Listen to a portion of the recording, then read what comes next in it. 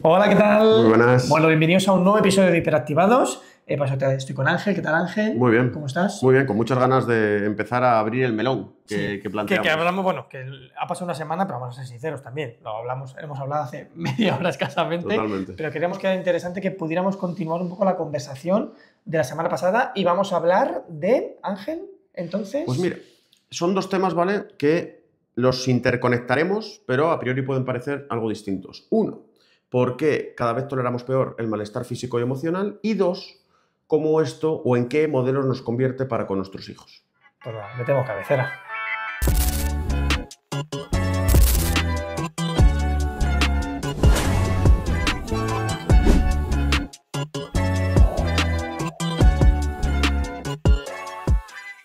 Vale, Ángel, pues tema muy interesante, temas profundos. Como estamos diciendo últimamente, temas en los que nos gusta, sobre todo, que sirvan para reflexionar y para que nos planteemos, ¿no?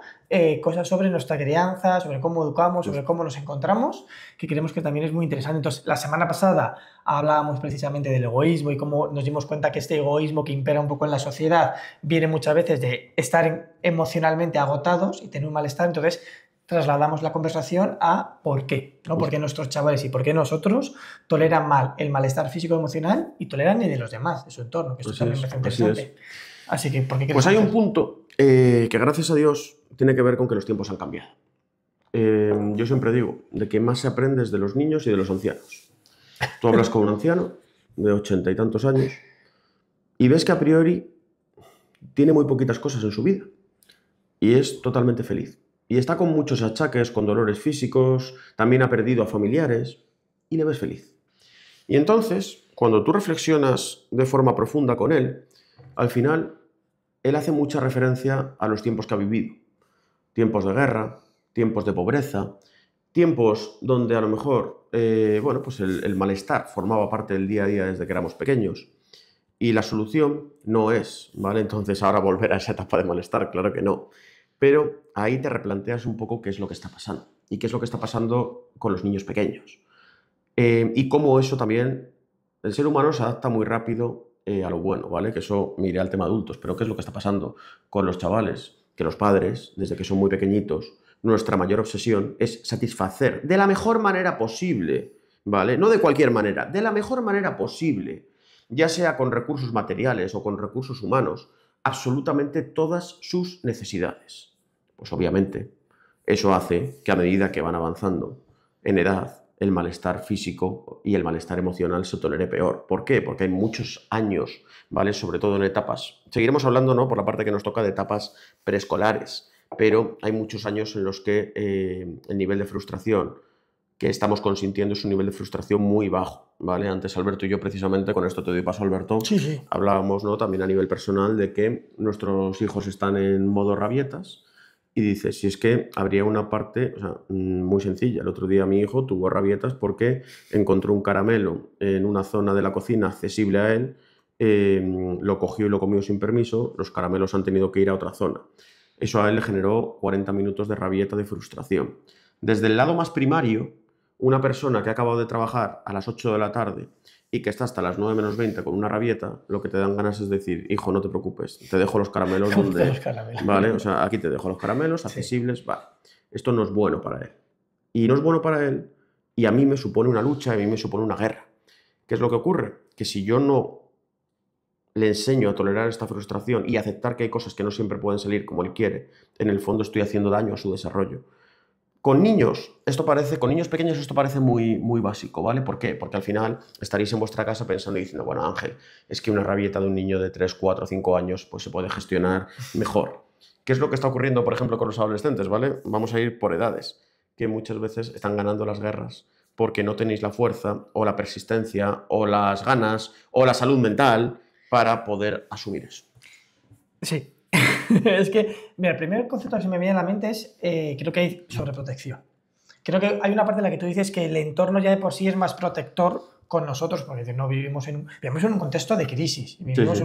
en un contexto de incertidumbre, y eso nuestros chavales, ahora se habla muchas veces de que la generación Z son tan cortoplacistas, en cierta manera, porque les cuesta mucho cuando hablas con jóvenes, no vas a hablar con niños y adolescentes, pero con jóvenes adultos de esta generación Z te hablan, dicen, es que no veo un futuro, no veo que te vaya a tener una capacidad de comprar No una hay el vivienda, propósito tal. al que hablabas antes. Entonces es verdad que todo lo vuelven a focalizar un poco en el corto plazo y en el presente, ¿no? Pero es verdad que vivimos en un entorno donde generalmente pues no hemos vivido una guerra, una posguerra, una transición, donde hemos tenido cubiertos unos principios, unas necesidades más básicas que nos permitían un poco centrarnos más en la autorrealización, esa pirámide, bueno, de Maslow que se habla, ¿no? Pero creo que tendemos un poco a la sobreprotección.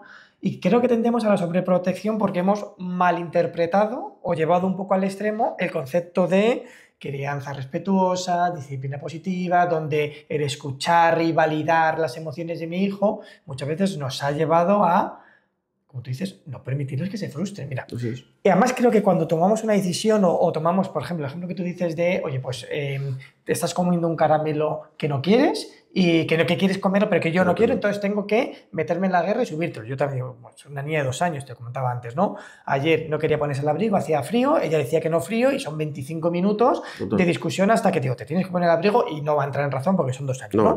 Pero lo que quiero decir con esto es que seguramente hace unos años que no había este conocimiento ni había esta educación centrada también en las emociones, tú tenías un principio de autoridad y no te planteabas que el imponer, ¿vale? El que te pones el abrigo o que no te comes un caramelo y los caramelos van a ir arriba en la despensa donde no llegues, aunque genere en tu hijo una frustración, una rabieta y un malestar, en ti no despertaba un sentimiento de remordimiento, de culpa o de plantearte si lo estás haciendo bien o mal, tal. Antes no, eso, porque lo digo yo y lo digo yo, lo hago y si te enfadas, pues oye... Claro, pues entendías que había unas normas que tú las planteabas, que tu hijo las tenía que acatar y no había más. Y a mí mi madre me decía, pues lo hacía como podía, ¿no? Me decía, al final te voy a dar un soplamocos para que llores por algo, ¿no?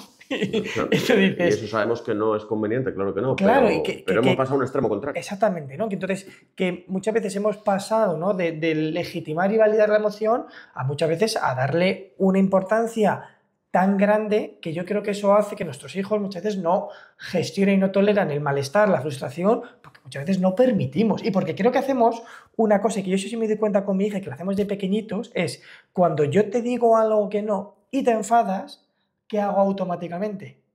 Le intento dar otra cosa que le distraiga y que le corte el berrinche. Así es. Entonces no le estoy enseñando a decirte, no, te estoy diciendo que no y te estás enfadada, no, y busco rápidamente cortarte el disgusto con una distracción. Justo. Pero a veces, cuando son más mayores adolescentes, no hay distracción posible. No hay distracción. O directamente, ¿vale? Y no solamente lo estoy llevando al tema de la gestión de la ira de nuestros hijos, también, por ejemplo, la gestión de la tristeza. Ocurre que cuando nuestro hijo nos cuenta que está mal, lo primero que queremos es que esté bien. ¿Eso qué es lo que pasa? Que genera que en ocasiones no le estemos validando. Sí, esto lo hemos puesto, ¿no? En otras charlas, ¿no? Sí. Ejemplos de, me viene mi hijo, me dice que está últimamente un poco mal con sus amigos, yo pienso en una solución rápida, la solución rápida es, hijo, si sois muchos en clase, échate otros amigos, para que mi hijo deje de sufrir, a mi hijo eso le parece un consejo de mierda, es un consejo de mierda y además no le estoy validando. ¿Qué es lo que hay detrás? Lo que hay detrás no es que yo como padre me quiera quitar la situación de encima rápido, lo que hay detrás es que quiero que mi hijo esté bien lo más pronto posible y no le estoy dando el tiempo al sufrimiento propio por sentir que tus amigos te están rechazando. ¿Vale? Que eso conlleva un sufrimiento que no se va a poder evitar de ninguna de las maneras, ¿no? Entonces, como dice Alberto, trató de compensar. O hijo, pues si ahora mismo estás así, no te preocupes porque yo, si hace falta, ¿vale? Desde mañana te apunto a un grupo para que está bien estudiar esos recursos, ¿vale? Pero no desde la inmediatez. Porque, claro, hay una parte que es, ¿por qué toleramos peor el malestar físico y emocional? Por el concepto de inmediatez. Y entonces estaréis en vuestras casas y diréis, a ver, Ángel, pero yo he vivido, ¿vale? Yo pienso también en mí, yo he vivido en una generación y en una sociedad donde no había inmediatez. Ya, pero es que a lo rápido nos acostumbramos muy fácil. Nosotros hemos tolerado cosas que ahora mismo nos pondríamos súper nerviosos, claro. ¿Vale? Alberto siempre pone el ejemplo del módem. Cuéntanos el ejemplo del módem, que me parece que es oportuno. Pero que pienso que todo al final la vida nos ha llevado a habituarnos y a no tolerar determinadas cosas. Cuando nosotros nos queríamos conectar antes en Internet, cuando llegó el Internet en 2000, en los años 2000, Tú tenías un módem que era pequeñito, que era una cajita que hacía un ruido infernal, que primero ya tenías que encender un ordenador que tardaba 3, 4, 5 minutos en cargarse, y cuando te ibas a conectar, te conectabas, hacía un ruido ¿Del demonio? del demonio, que encima yo me acuerdo que yo me quería a veces conectar sin que mis padres se pillasen y No había manera. ponía una toalla encima para que no se escuchase, y se No escuchaba. había manera. Pero es que aún así me conectaba a internet, y si en ese momento mi tía llamaba a mi madre, internet se caía. Total. A mi tía le sonaba el móvil, el teléfono le salía apagado, pero internet se caía y tenía que volver otra vez a hacer el mismo proceso. Es decir, Bueno. la vida te llevaba a eso, pero es que hacer un trabajo tenías que tirar de Encarta, tenías que tirar de la enciclopedia, todo tardaba mucho más. Es Justo. que ahora, a golpe de clic, Claro. tenemos todo. Y nosotros, que hemos vivido la transición, y gente más adulta, que directamente, pues antes era todo 100% analógico, nos hemos ido mal acostumbrando a la inmediatez que nos da la vida. Totalmente. Es más, Alberto acaba, sin él saberlo, de plantear el siguiente tema: tecnología e inteligencia artificial, ¿vale? Ese será el tema de la semana que viene. A partir de aquí, claro, lo que ocurre es que, aunque hayamos nosotros, o sea, nuestros hijos no lo han vivido y te dicen, yo reviento el ordenador, ¿eh? O sea, pero es que nosotros, si internet tarda un minuto, Pues sí. estoy hablando de un minuto en conectarse, realmente tenemos un nivel de frustración, de rabia, generalmente muy elevado. Ya se nos ha olvidado esa época, ¿vale? Nos hemos acostumbrado a este ritmo frenético, a esta inmediatez. ¿Y cuál es el problema? Que este ritmo frenético, que esta inmediatez, para algunas cuestiones, pues lo estamos viendo, ¿no? Cuestiones tecnológicas, tal, puede estar ahí. Para otras cosas es imposible. Construir una relación de pareja sólida requiere tiempo, requiere esfuerzo. Un buen proyecto laboral, 3/4 de lo mismo. Educar, ¿vale? Un hijo. Mucha paciencia, mucha persistencia. Es todo menos inmediato. Totalmente. Entonces vivimos, como decía Alberto al principio, constantemente frustrados. Porque, volvemos un poco al ejemplo del vídeo anterior. Ya, Ángel, sí, ¿vale? Lo que tú quieras, pero yo quiero que me atiendas hoy, ¿vale? Que hoy me des una respuesta, que a poder ser hoy se empiece la terapia, ¿vale? Y ya, pero es que no es posible. Es que no es posible. Porque además hay un concepto de psicología que es la ventana de tolerancia, ¿no? Que nos dicen que a medida de cómo estén las cosas que se queden dentro de esta ventana, nosotros somos capaces de tolerarlas, de gestionarlas, de sobrellevarlas y de manejarlas, ¿no? Entonces, lo que pasa es que en función también del estado de ánimo, en función de las presiones, en función de cómo nos encontremos, esa ventana de tolerancia va siendo más grande y, por lo tanto, quedan un montón de cosas dentro que sabemos gestionar, porque todo lo que queda fuera de la ventana son cosas que ya nos superan, y entonces tenemos una reacción un poco desproporcionada o nos supera. En función de cómo nos vayamos encontrando, esa ventana se abre y se cierra. Entonces yo creo que estamos, como hablábamos la semana pasada, tan sobrecargados de gestionar un montón de cosas externas e internas, que nuestra ventana de tolerancia cada vez es más pequeñita. Totalmente. Y un montón de cosas se quedan fuera, un montón de cosas que nos hacen sobresaltar, que nos superan, que nos cabrean, y esto lo ves en el coche. Totalmente. Y esto lo ves que de repente tú estás esperando al ascensor, das al botón y tarda, empiezas a dar al ascensor mucho, como si fuese por darle más veces vaya a ir más rápido, o de repente, yo qué sé, en la cafetera, no tienes la cafetera esta de cápsulas y vas a darle y ves que no hay agua y te cabreas porque tienes que perder 15 segundos en sacar el chisme, llenarlo de agua y volverla a poner, porque vamos tan enfollonados, vamos tan presionados, vamos tan justos de tiempo de todo, que cualquier cosa ya nos enfollona, nos enfada, nos supera, y ya vamos con una tensión en escalada que al final del día ya vamos agotados y te viene tu hijo comiéndose un caramelo cuando lo debe y dices tú. Y hay que echar la guerra. Precisamente, el último tema sería cómo esto, ¿vale? O en qué modelos nos convierte. Nos creemos que nuestros hijos, ¿vale? Hay muchas cosas que les pasan desapercibidos. No, ¿vale? Nuestros hijos son esponjas, son extremadamente observadores. Y la realidad es que tenemos que revisar también nuestras acciones para ver el tipo de modelo en el que nos estamos convirtiendo. Siempre ponemos un ejemplo, ¿vale? Llevado al de la frustración, que vamos, podríamos poner 800.000, ¿no?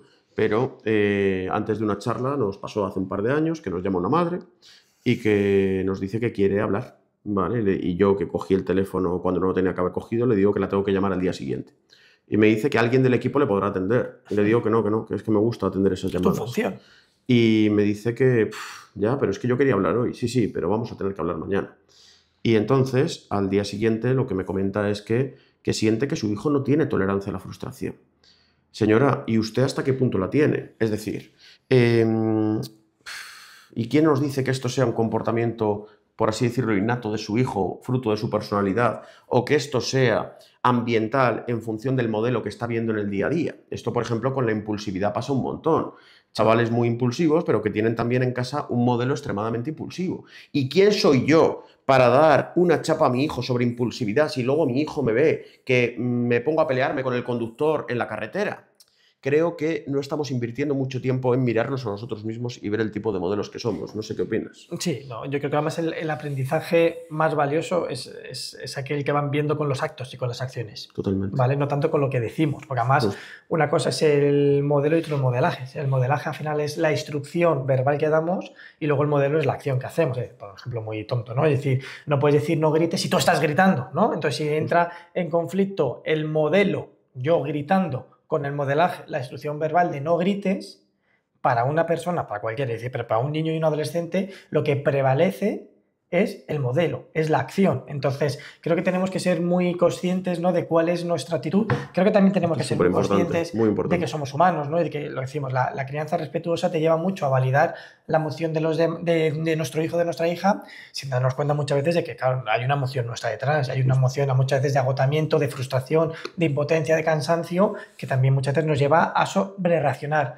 Y creo que si sobrereaccionamos y creo que si a lo mejor somos un modelo equivocado a veces, creo que debemos corregir. Igual que cuando a nuestra hija, a nuestro hijo, se le cae el vaso de agua, pues dices, oye, pues vamos a corregir. Pues si nosotros hemos hecho algo que sabemos que no está bien, el pedir disculpas, el explicarlo, creo que incluso es mejor modelo. Totalmente. Porque le estás enseñando a pedir perdón, le estás enseñando a darle una segunda oportunidad, le estás enseñando a aprender de los errores, ¿no? Pero creo que... Conflictúa con nuestro ego. Claro, exactamente. Mira, no lo iba a decir, pero me parece que conflictúa exactamente con nuestro ego. Sí. Y me parece que además que no hay mejor forma, ¿vale?, de poder acabar este episodio, porque creo que la reflexión que ha hecho Alberto nos tiene que invitar a su vez a nosotros pensar. Vamos, voy a terminar como Alberto terminó el anterior. Creo que debemos revisar quiénes somos, a dónde vamos, ¿vale?, cuál es nuestro propósito en la vida.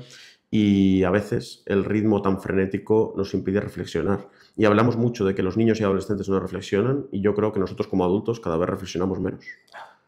Pues en la siguiente, precisamente, ¿vale?, sobre reflexión y demás, meteremos ahí a la IA. Contarnos vuestras reflexiones. Genial. Vale, ojalá. muy chulo. Así que ojalá ver algún comentario. Muy bien. Que nos vemos en la próxima. Muchas gracias. Muchas gracias.